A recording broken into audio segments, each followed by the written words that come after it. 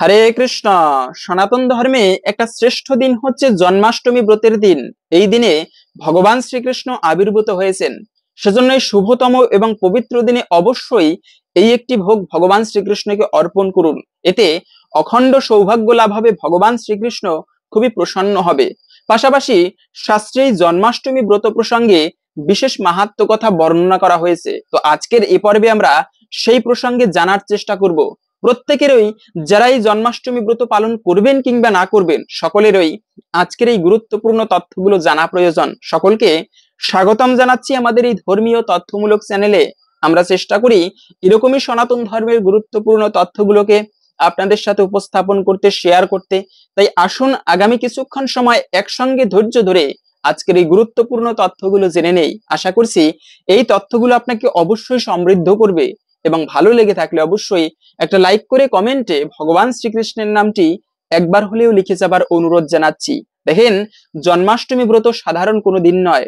এই দিনে ভগবান শ্রীকৃষ্ণ গভীর রাত্রে 12টার সময় তিনি আবির্ভূত হয়েছিলেন। কেন ভগবান আবির্ভূত হয় তার 3টি কারণ শ্রীমদ্ ভগবদ গীতার মধ্যে ব্যাখ্যা করা হয়েছে। পরিত্রাণায় সাধুনাম, মানে সাধুদেরকে রক্ষা করার জন্য, বিনাশায় চ দুষ্কৃতাম, দুষ্কৃতিকারীদের বিনাশ করার জন্য, ধর্ম সংস্থাপনার জন্য, মানে ধর্মকে রক্ষা করার জন্য, এই 3টি কাজের জন্য ভগবান শ্রীকৃষ্ণ আবির্ভূত হন। এবং যেদিনে তিনি আবির্ভূত হয়েছেন সেটি হচ্ছে দাপর যুগের ভাদ্র মাসের কৃষ্ণপক্ষের অষ্টমী তিথিতে, যখন রোহিণী নক্ষত্র যুক্ত হয়, সেই দিনে ভগবান শ্রীকৃষ্ণ তিনি আবির্ভূত হয়েছিলেন। সেজন্য সনাতন ধর্মাবলম্বীরা এই দিনটিকে বিশেষভাবে প্রাধান্য দিয়ে আসছে। পাশাপাশি স্বয়ং শ্রীকৃষ্ণ তিনি শাস্ত্রে বলেছেন, ভবিষ্যত্তর পুরাণে, যে ব্যক্তি এই জন্মাষ্টমী ব্রতের দিনে উপবাস করে আমার পুজো করবে, সে ব্যক্তি নিঃসন্দেহে আমার কৃপা লাভ করে, আমি তার প্রতি ঋণী হয়ে থাকি এবং তার ইহজন্ম এবং পূর্বজন্মের সকল পাপ ভস্ম হয়ে যায়। শুধু তাই নয়, আরো বলেছেন ব্রহ্মাজি, যারা এই ব্রত পালন করবে না, অবহেলা করবে, তাদের জন্য বলা হয়েছে যে শকুনের মাংস ভক্ষণ করলে, কাকের মাংস, এমনকি সব থেকে জঘন্য পাপ হচ্ছে মানুষের মাংস ভক্ষণ করা। সেই মানুষের মাংস পর্যন্ত ভক্ষণ করলে যে পাপ হয়ে থাকে, সেই সমান পাপের ভাগী হতে হয় যে ব্যক্তি জন্মাষ্টমী ব্রত পালন না করে অবহেলা করবে। এবং মৃত মানুষের হাত থেকে, মানে মৃত ব্যক্তি সবের হাত থেকে খাবার গ্রহণ করলে যে পাপ হয়, সেই সমান পাপের ভাগী হতে হয় যে ব্যক্তি এই ব্রতের অবহেলা করবে, পালন করবে না।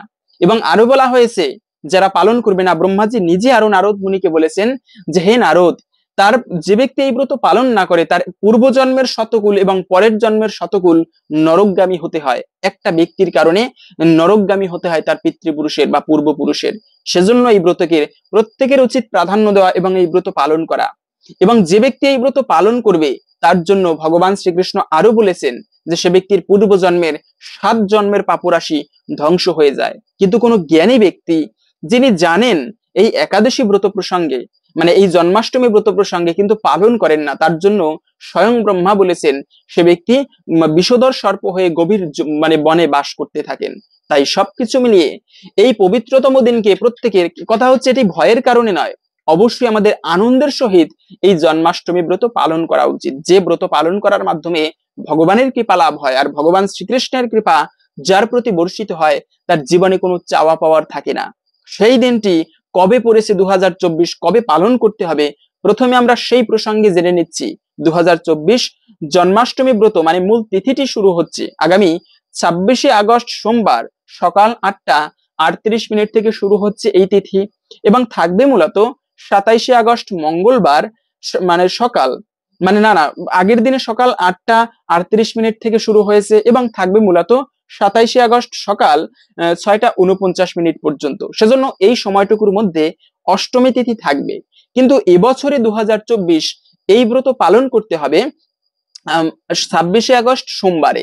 এখন অনেকে বলতে পারেন, পঞ্জিকায় তো দেখেছি গোস্বামী মতে পরের দিনে পালন করতে হবে 27শে আগস্ট। না, প্রকৃত মানে গৌড়ীয় বৈষ্ণবগণ, সমস্ত বৃন্দাবনবাসী বা প্রত্যেকটা ইস্কন ভক্তগণও 26শে আগস্ট সোমবার এই ব্রত পালন করবে। অনেক নিখুঁত বিচার রয়েছে চান্দ্র পঞ্জিকা অনুসারে রোহিণী নক্ষত্র যুক্ত হয়ে। তো সেই সকল মিলিয়ে এবছরে 26শে আগস্ট এই ব্রত সকলের পালন করতে হবে। এখন অনেকে বলে থাকেন, স্মার্ত মত পালন করা ভালো নাকি গোস্বামী মত পালন করা ভালো? আসলে কোনো মতই পালন করবেন না, প্রকৃত শাস্ত্রের যে বিশুদ্ধ মত সেটি পালন করবেন। কিন্তু প্রকৃত শাস্ত্রের বিশুদ্ধ মতই হচ্ছে গোস্বামী মত। সেই মতে আমাদের সকলের এই জন্মাষ্টমী ব্রত হোক বা যে কোনো ব্রত হোক সেটি পালন করা উচিত। এবং সেই ব্রত পালন করতে হবে 2024 সালের জন্মাষ্টমী ব্রত 26শে আগস্ট সোমবার। এই দিনে কখন কৃষ্ণের পুজো করবেন? হ্যাঁ, এই জন্মাষ্টমী ব্রত আপনি ভক্তি ভরে পালন করলেন, কিন্তু যদি ভগবানের পুজো না করেন তবে এই ব্রত কিন্তু সম্পূর্ণ হয় না। সেজন্য আপনি মন্দিরে অবশ্যই যাবেন, এই ব্রত পালন করে বিভিন্ন মন্দিরে, কৃষ্ণ মন্দিরে যাবেন, যেখানে ভগবান শ্রীকৃষ্ণের পুজো হচ্ছে সেখানে গিয়ে আপনি পুজো দর্শন করবেন। এবং ভগবানের পুজো দর্শন করা আর ভগবানের পুজো করা দুটোই সমান ফল প্রদান করে। অথবা যদি আপনি মন্দিরে যেতে না পারেন, বাড়িতে সংক্ষিপ্ত পরিসরে হলেও কৃষ্ণের পুজো দিবেন। বিশেষ করে মেইন যে পুজো, এমনিতে তো সারাদিন কৃষ্ণ পুজো করবেন, আবার বিশেষ করে ভগবান শ্রীকৃষ্ণের এই দিনে ব্রত করে অবশ্যই কৃষ্ণলীলা পাঠ অথবা শ্রবণ করবেন। ভগবান শ্রীকৃষ্ণের জন্মলীলা পাঠ করতে হয় এই দিনে, এবং আবির্ভাব লীলা যাকে বলা হয়েছে, এবং অবশ্যই আপনারা পুজো করবেন। কিন্তু মূল পুজো কখন হবে সেটি হচ্ছে রাত্র 12টার সময়। এই সময়ে মনে রাখবে কত অদ্ভুত শিক্ষা কৃষ্ণের জীবনী থেকে। ভগবান শ্রীকৃষ্ণ দেখেন কংসের ভালোবাসা দেখেন, কতটা ভালোবাসতো তার দেবকীকে, তার বোনকে। এতটা ভালোবাসতো, যখন বোনের বিবাহ হলো নিজে সেই রথ চালিয়ে বোনকে বিদায় দিচ্ছিল সেই বসুদেবের সাথে। কতটা ভালোবাসতো, নিজে রাজা হয়ে রথের সারথি হয়েছেন। তো এভাবে করে যখন বিদায় দিচ্ছিল, ওই সময়ে কি হলো, দৈববাণী হলো যে হে কংস, এই দেবকীর অষ্টম গর্ভের সন্তান তোমাকে বধ করবে। যেটা শোনা মাত্র এ হচ্ছে অসুর, স্বার্থে একটুকু আঘাত লেগেছে, শেষ তার ভালোবাসা। যে বোনকে তিনি বিদায় জানাচ্ছিল রথের সারথি হয়ে, সেই বোনের চুলের মুঠি ধরে তাকে বধ করতে যাচ্ছিল। তো তখন বসুদেব দেখলেন যে আমার নিজের স্ত্রী, তাকে মানে রক্ষা করা উচিত। বসুদেব একটা বুদ্ধি করে বললেন যে কংস, তোমার তো বোন হয়, তুমি ছেড়ে দাও, আমি কথা দিচ্ছি এর যত সন্তান হবে সব তোমাকে সমর্পণ করব। ঠিক আছে, কংসকে এভাবে বুঝালো, কিন্তু তাদেরকে কারাগারে রেখে দিল। এবং এভাবে করে এক একটা সন্তান হয় সবাইকে কংসের হাতে দিয়ে দেয়। এবং শেষ পর্যন্ত এই মানে বসুদেবের অষ্টম সন্তান মানে সপ্তম সন্তান ছিল বলরাম, যাকে যোগমায়া এই দেবকীর গর্ভ থেকে পাল্টিয়ে সেই রোহিণীর গর্ভে পাঠিয়েছিলেন। এবং এরপর এভাবেই সেই বলরামের আবির্ভাব হয়। এরপরে হচ্ছে এই যে আগামী পূর্ণিমা, মানে গত যে পূর্ণিমা গেল রাখি পূর্ণিমা, সেটি বলরাম পূর্ণিমা ছিল। সেই দিনেই ভগবান বলরাম আবির্ভূত হয়েছিলেন।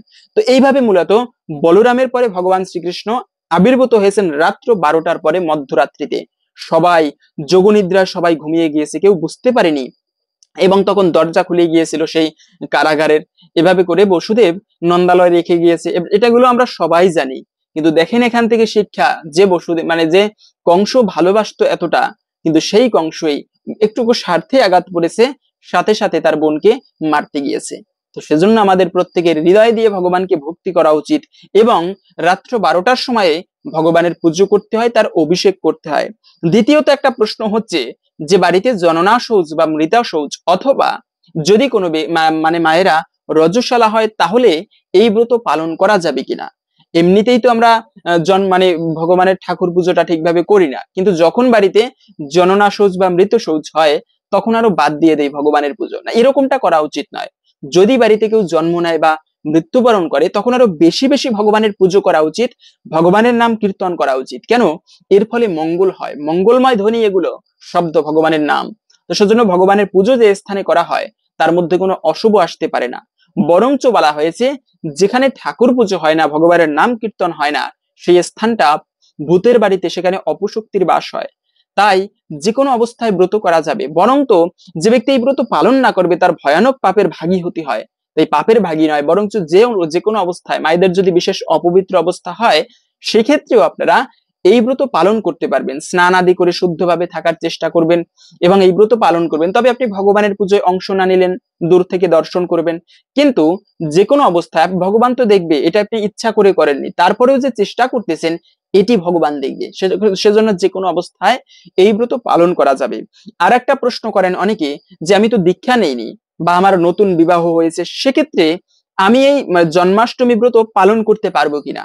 যে কোনো অবস্থাতেই মনে রাখবে, দীক্ষা নেন বা না নেন, ভগবানের নাম নেওয়ার জন্য অনেকে বলে আরে তুমি দীক্ষা নেওনি, তুমি কি ভগবানের পুজো করতে পারবে, তুমি কি ভগবানের নাম নিতে পারো? হ্যাঁ, অবশ্যই চেষ্টা করবেন তাড়াতাড়ি ভালো একজন গুরুদেবের শরণাপন্ন হবার, দীক্ষা নেবার। কিন্তু যে কোনো অবস্থায় ভগবানের নাম নেওয়া যাবে, জন্মাষ্টমী ব্রত তথা একাদশী ব্রত পালন করা যাবে, এবং ভগবানের পুজো যে কোনো অবস্থায় করা যাবে, তবে শুদ্ধভাবে স্নান করে ভগবানের পুজো করতে হয়। এবং এই দিনে আরেকটা কাজ করবেন, সেটি হচ্ছে দুর্ভাগ্য দূরীভূত করার জন্য বলে দিচ্ছি, ভালো করে এই এই কার্যটা করতে পারেন। হয়তোবা জীবনে অনেক বিপদ হচ্ছে বা একটা মনোবাসনা রয়েছে, ভগবানের কাছে ভগবান শ্রীকৃষ্ণের 108 নাম, শতনাম তো অবশ্যই পাঠ করবেন। সেই সঙ্গে আপনারা 108টা তুলসী পত্র, মানে 108 জোড়া তুলসী পত্র, তাতে 216টা তুলসী পত্র হয়, চয়ন করে আপনারা সেই তুলসী পত্র চন্দন মিশ্রিত করে ভগবানের 108 নাম পাঠ করে ভগবানের চরণে অর্পণ করবেন। এর ফলে ভগবান এতটা খুশি হয়, বিষ্ণু ধর্মোত্তর গ্রন্থের কথা, তুলসী দল মাত্রেন জলস্য চুলুকেন বাক বিক্রিণীতে সমাত্মানাম ভক্তিব্য ভক্ত বৎসলা। তুলসী পত্রের সহিত যদি কোনো ব্যক্তি 1 গণ্ডূষ জল ভগবান বিষ্ণুকে অর্পণ করে, এতে ভগবান এতটা খুশি হয়, বিক্রিণীতে সমাত্মানাম, সেই ভক্তের চরণে নিজেকে বিক্রি করে দেয়। ভক্তিব্য ভক্ত বৎসলা, এতটা ভগবান করুণাময়। সেই কৃষ্ণকে 108 জোড়া তুলসী পত্র অর্পণ করার বিধান বলা হয়েছে। এবং তুলসীর মানে তুলসী পত্রের মালা করে ভগবানকে গলদেশে অর্পণ করলে গোপালের গলায়, এতেও ভগবান খুবই প্রসন্ন হয়। তো আপনারা এইভাবে 108 জোড়া তুলসী পত্র ভগবানকে অর্পণ করে আপনার কোনো মনস্কামনা থাকলে জানাতে পারেন, অথবা আপনি এভাবে যদি অর্পণ করেন, এতে ভগবান খুবই প্রসন্ন হয়। তৃতীয়ত একটা প্রশ্ন হচ্ছে, উপবাস যারা না করতে পারবে তারা কি করবে? কেননা অনেকে বলে থাকে, আরে আমি না খেয়ে থাকতে পারি না, কিছু না কিছু খেতে হয়, অনেক তো কষ্ট হবে না খেয়ে থাকলে। সেক্ষেত্রে সকলেরই ছোট থেকে 8 থেকে 80 বছর পর্যন্ত প্রত্যেকেরই এই ব্রতটি পালন করা উচিত। অনেকে আবার কি করে, ছোট্ট ছোট্ট বাচ্চারা যদি বলে যে বাবা মা আমি ব্রত করব, মানে মায়েদেরকে যদি বলে, তখন নিরুৎসাহিত করে, আরে না না না না, ব্রত করতে হবে না। এরকম কখনো করবেন না। আপনি নিজে ধর্ম করতে না পারেন, ভক্তি করতে না পারেন, কিন্তু যদি কেউ করতে চায় তাকে কখনো বাধা প্রদান করবেন না। অবশ্যই আপনারা চেষ্টা করবেন, যদি ছোট্ট বাচ্চারাও করতে চায় তাদেরকে ফলমূল বেশি করে দিবেন, ফলমূল খেয়ে তারা ব্রত করবে। যদি কেউ বলে যে আমি তো খেতে হয়, আমি পারি না, তাহলে কি করব? যারা ব্রত করতে না পারবে বা অসুস্থ হলে সেক্ষেত্রেও ব্রত করা উচিত, তবে ফলমূল আদি গ্রহণ করতে পারেন। কিন্তু প্রত্যেকেরই এই জন্মাষ্টমী ব্রত ভক্তি ভরে পালন করা উচিত, অবহেলা করবেন না। বলা হয়েছে যে গোপাল বিগ্রহকে ভোগ দিতে হয় কয়বার। হ্যাঁ, অনেকে আছে বাড়িতে, অনেক মায়েরা ভগবান গোপালের বিগ্রহের সেবা করে, একটা বিগ্রহ সেবা করায় অনেক পুণ্য হয়, এতে ভগবান খুবই প্রসন্ন হয় বিগ্রহ সেবা করার মাধ্যমে। কিন্তু কথা হচ্ছে, গোপালের যদি কোনো বিগ্রহ থাকে, কয়বার ভোগ অর্পণ করতে হবে? মনে রাখবে, প্রাণ প্রতিষ্ঠিত বিগ্রহের সেবা করায় যতটা পুণ্য হয়, ততটা কিন্তু অপরাধ হলে ততটাই কিন্তু অপরাধ হয়ে, মানে এর ক্ষতি হয়ে, মানে ভগবান অপরাধ নিয়ে নেয়। তাই চেষ্টা করবেন গোপালের বিগ্রহের সেবা করতে গেলে শুদ্ধ বস্ত্রে, এমনকি 8 বার ভগবান গোপালের ভোগ লাগানোর কথা বলা হয়েছে। একটা বাচ্চাকে যেরকম ভালোভাবে যত্ন করা হয়, সব সময় তার নজরে নজরে রাখা হয়, বিগ্রহ সেবায় ঠিক তেমনি করা উচিত। বিগ্রহ মানে বাচ্চার সমতুল্য, তাকেও ঠিকভাবে সযত্নে পুজো করা উচিত। এবং গোপালের সেবা করা তো আরো কঠিন, আমি নিরুৎসাহিত করছি না, তবে করতে পারলে মহামঙ্গলময়। কিন্তু 8 বেলা ভোগ দেওয়া উচিত, কম করে হলেও গোপালের সেবায় 5 বেলা ভোগ দেওয়া উচিত। এখন আমি গোপালের পুজো করি, আমি কোথাও বেড়াতে গিয়েছি, দিনের পর দিন ওই মন্দিরে পড়ে আছে গোপাল, এটা অপরাধের। সেই বাড়িতে কখনো গোপাল অবস্থান করে না। গোপালের সেবা করবেন মানে নিয়ম টু নিয়ম পুজো করতে হয়। এবং সেই গোপালকে আপনি যদি কোথাও বেড়াতে যান, সাথে করে নিয়ে যাবেন। সেই যেখানে বেড়াতে যাবেন সেখানে গোপালকে রেখে দিতে পারেন, সেখানে বসে গোপালের সেবা করবেন।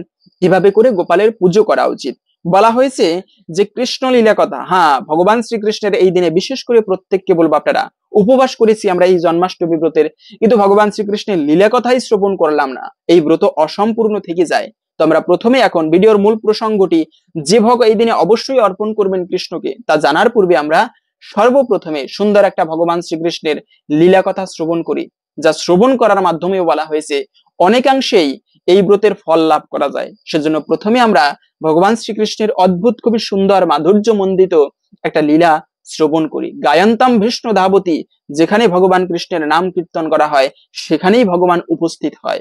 তো ভগবান শ্রীকৃষ্ণের আজ থেকে প্রায় 200-300 বছর আগে বৃন্দাবনে এক ব্যবসায়ী বাস করত, যার ছিল একটি মিষ্টির দোকান। তার দোকানটি ছিল ঠিক বৃন্দাবনে সবচেয়ে বিখ্যাত মন্দির বাঁকি বিহারীর সামনে। দোকানদার ভগবান শ্রীকৃষ্ণের একজন একনিষ্ঠ ভক্ত ছিল। সে প্রতিদিন খুব রাত করে দোকান বন্ধ করত, কারণ তার মনের মধ্যে ক্ষুদ্র একটা বাসনা ছিল, কোনো না কোনো দিন ভগবান শ্রীকৃষ্ণ বৃন্দাবনে বিহার করতে করতে তার দোকানে আসবেন এবং তাকে দর্শন দিবেন।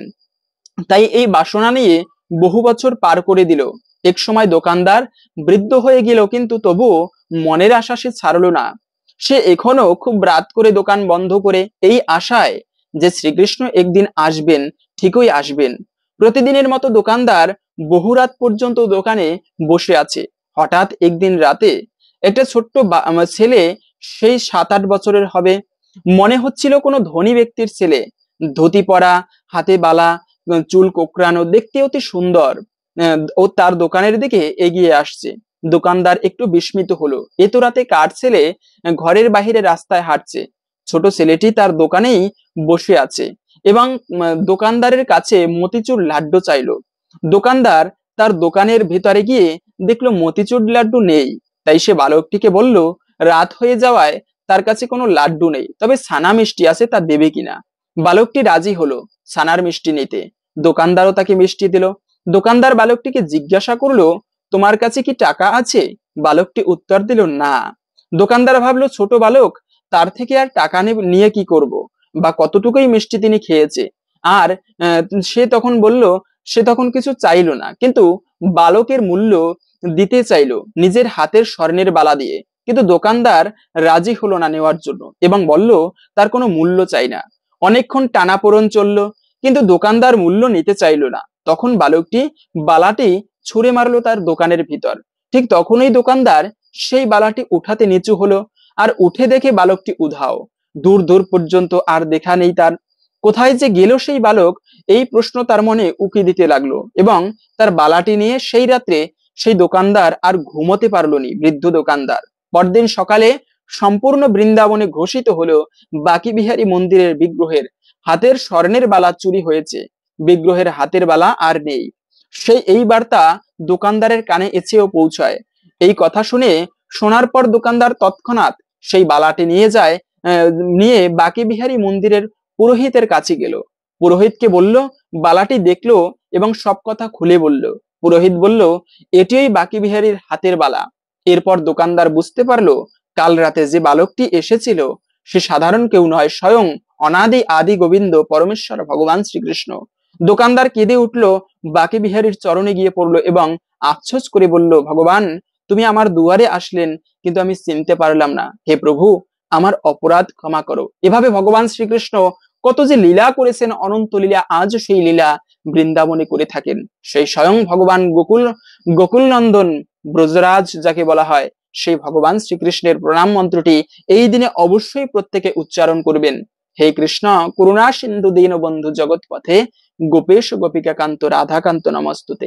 এবং এরপরে আপনারা এই দিনে যে ভোগটি অবশ্যই অর্পণ করা উচিত, সেই ভোগ হচ্ছে, প্রথমত বলে দিচ্ছি, এই দিনে অনেকে বলে যে আমি মানে কৃষ্ণের জন্মাষ্টমী ব্রত পালন করতে পারবো, কিন্তু চা না খেয়ে থাকতে পারি না, বা একটুকু বিড়ি খেতে হয়।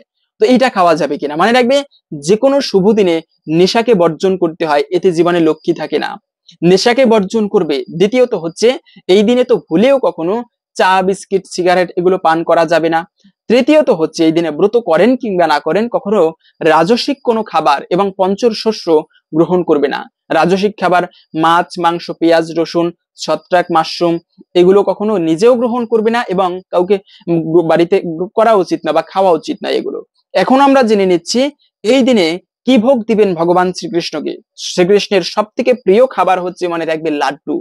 এই লাড্ডু আপনি কিছু দিতে পারেন বা না পারেন, চেষ্টা করবেন বাড়িতে নিজেরা, এটা দোকান থেকে কিনে এনে নয়, নিজের হাতে প্রস্তুত করবেন। দেখেন, নিজের হাতে সেবা করা, ভগবানের সেবাটা করা উচিত নিজে।